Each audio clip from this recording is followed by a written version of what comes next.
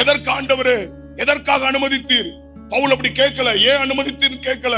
இன்றைக்கு நான் சொல்றேன், பிரச்சனை வருதா, நெருக்கங்கள் வருதா, போராட்டங்கள் வருதா, கர்த்தர் மாஸ்டர் பிளான போட்டார்னு அர்த்தம். குடும்பத்தையே விடுதலையாக்க போறார்னு அர்த்தம். பட்டணத்தை மாற்ற போறார்னு அர்த்தம்.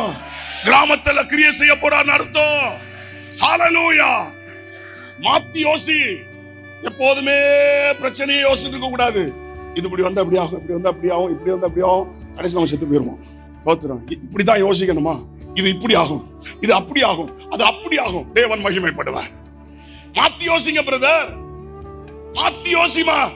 எல்லாரும் உலகத்தா யோசிக்கிறது போல யோசிக்காத.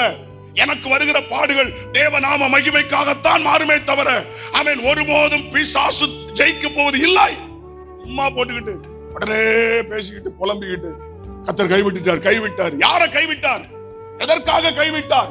ஒருபோதும் தம்முடைய பிள்ளைகளை அவர் கைவிட்ட சரித்திரமே இல்லை. ஹalleluya.